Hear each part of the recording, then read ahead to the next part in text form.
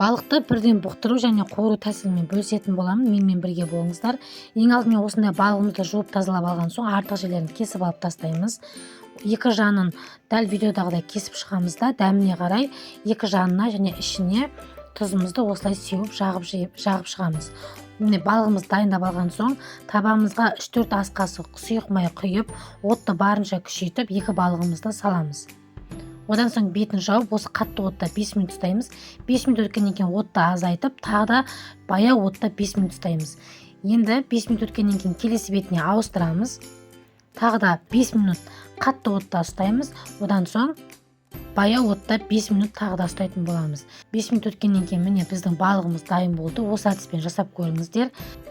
Сырты қытырлап, іші жұп-жұмсақ болып, дәмі де өте керемет болып шығады. Жасап көріңіздер.